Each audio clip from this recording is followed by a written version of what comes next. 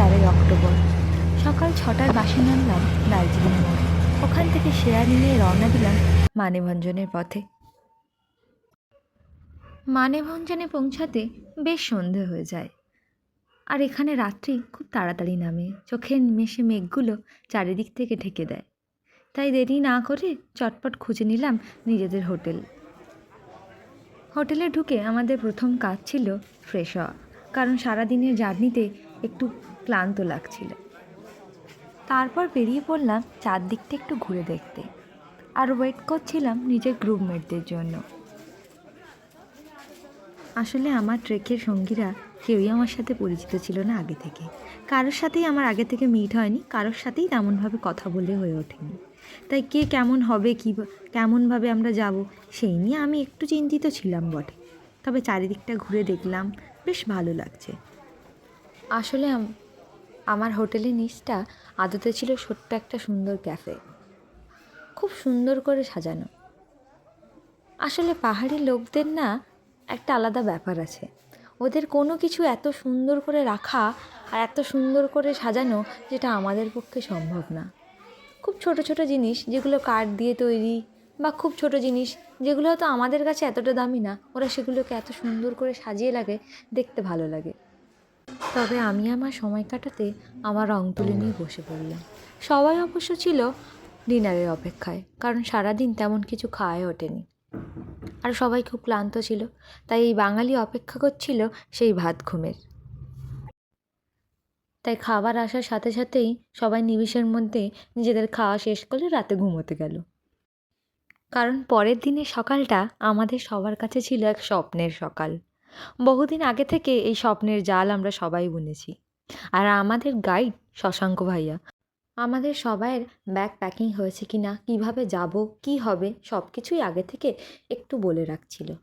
সকাল 8টা, আর আমরা রওনা দিলাম নিজেদের ব্যাগ নিয়ে।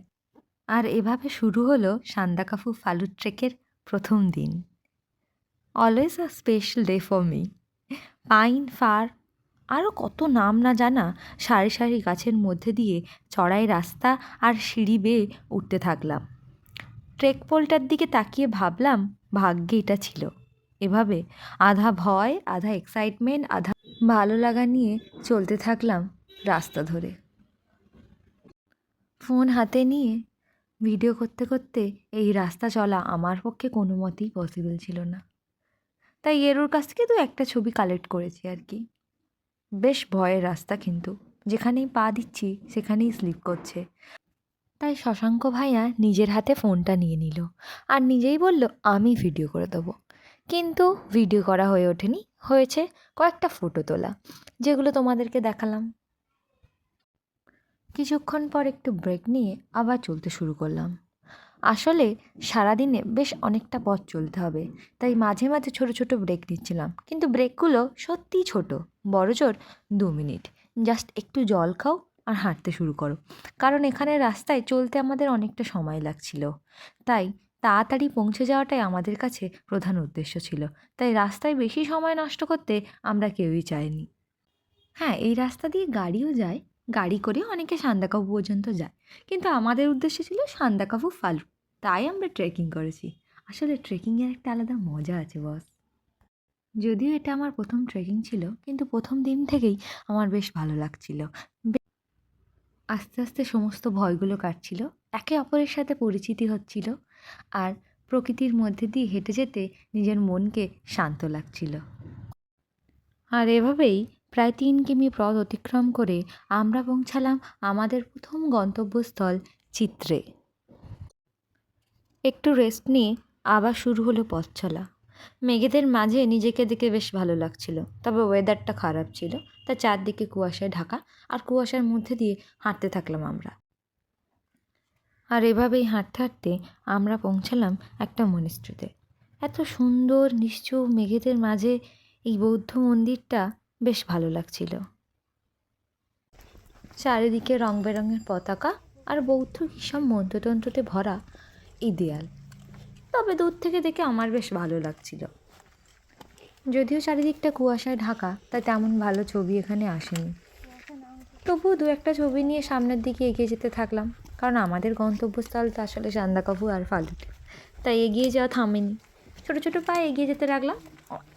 এখনও পর্যন্ত আমার পা সত্যি টলমলো করছে, আমি যেখানেই যাচ্ছি আমার মনে হচ্ছে আমার পাটা টলছে। কিন্তু সামনে সবাইকে এগিয়ে যেতে দেখে আমি আধা ছুটে আধা হেঁটে কোনোভাবে রাস্তা কমপ্লিট করে পৌঁছালাম শশাঙ্ক ভাইয়া ওদেরকে কি বলছে সেটা শুনতে। কিছুই না বোঝাচ্ছিলেন এই বৌদ্ধ মন্দিরের ভিতরে কি আছে, কেমনভাবে পূজা হয়, এইসবই সাধারণ ওদের আচার বিচার। তারপর একটা গ্রুপ ছবি নিয়ে আবার এগিয়ে চললাম। এবারের রাস্তাটা আরও সুন্দর, পুরো সবুজ মাঠের উপর দিয়ে হেঁটে চললাম। যত সময় বাড়ছে তত যেন রাস্তাগুলো আরও সুন্দর হচ্ছে। তবে হ্যাঁ, ওই যে সকালে ব্রেকফাস্টে ম্যাগি আর একটু স্যান্ডউইচ খেয়ে বেরিয়েছিলাম, সেটা কিন্তু আর পেটে নেই। প্রচণ্ড খিদে পেয়েছে সবার, তাই সবাই আসলে অপেক্ষা ছিল টি ব্রেকের। আর এভাবেই সারিবদ্ধভাবে আমরা এগিয়ে যেতে লাগলাম। পাশ থেকে চলছে গাড়ি, মাঝে মাঝে মনে হচ্ছে ওই গাড়িতে গেলেই মনে হয় ভালো হতো। আবার মাঝে মাঝে ভাবছি এই সবুজের মধ্যে দিয়ে যাওয়ার একটা আলাদাই স্বাদ আছে। এভাবে নানা কথা মাথায় নিয়ে সবার সাথে গল্প করতে করতে আমরা পৌঁছে গেলাম আমাদের পরবর্তী গন্তব্যস্থল, যেখানে আমরা টি ব্রেক নেব।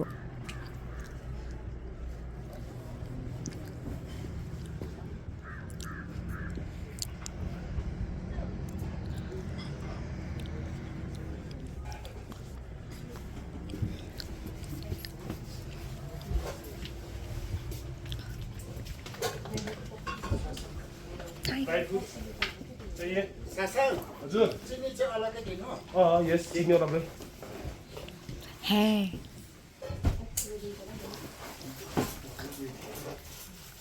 এই জায়গাটা খুব সুন্দর।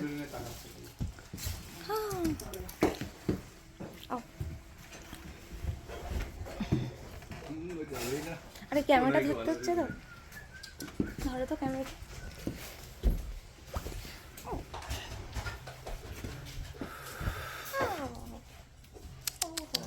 ও দাঁড়াবে না।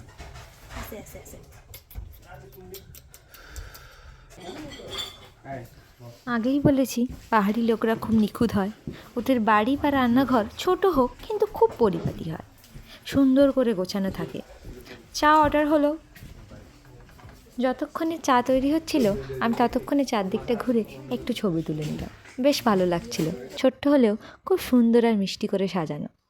তারপর চা আর স্ন্যাক্সকে দু একটা ছবি তুলে আবার রওনা দিলাম। आप लोग को दिखाऊंगा उस साइड में किधर तक पहुंचा, ठीक है? वो माउंटेन दिखता है ना, अच्छा मैं दिखाऊंगा।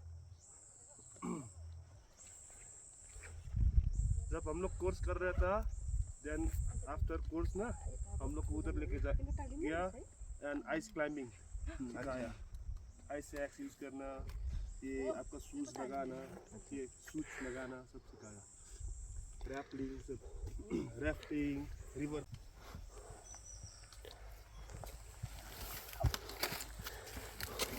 এতক্ষণ ধরে শশাঙ্ক ভাইয়া বলছিল শশাঙ্ক ভাইয়া ট্রেনিংয়ের কথা।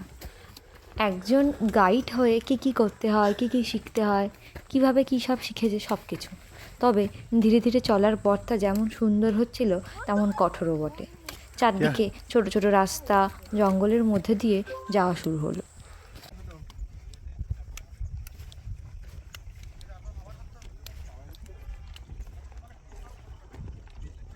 সামনের রাস্তাটা দেখে যত মনে হচ্ছিল তাড়াতাড়ি নেমে যাব, তত তাড়াতাড়ি আমি কিন্তু নামতে পারিনি, কেউই পারেনি। আসলে রাস্তার উপরে পিচগুলো ছিল আলগা, তাই পা দিলেই হড়কে যাচ্ছিল। তাই খুব সাবধানে এই ছোট্ট রাস্তাটা আমাদেরকে নামতে হয়েছে। তবে এই ছোট্ট রাস্তা পেরোলে সামনে দেখতে পাচ্ছিলাম একটা বিশাল বড় রাস্তা, যা পিচ দিয়ে ঢালাই করা। তবে হ্যাঁ, পিচ দিয়ে ঢালাই করে রাস্তায় কিন্তু উঠতে আরও বেশি কষ্ট হবে, এটা আমার আগে থেকে মনে হচ্ছিল। শশাঙ্ক ভাইয়া বলল এখন নাকি আমরা আধা নেপাল আর আধা ইন্ডিয়ার মধ্যে দিয়ে হেঁটে যাব। শুনে বেশ ভালো লাগলো, তবে রাস্তাটা অনেকটা লম্বা।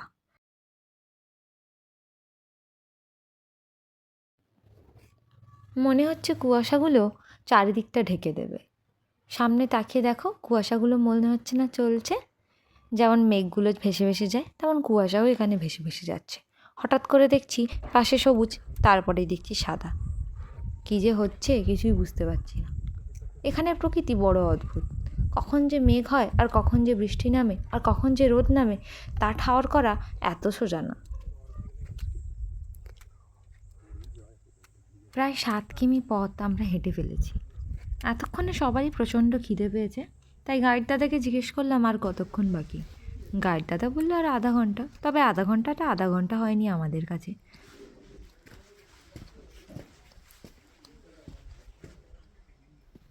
সে যাই হোক, আমরা এসে পৌঁছালাম যেখানে আমরা লাঞ্চ করব।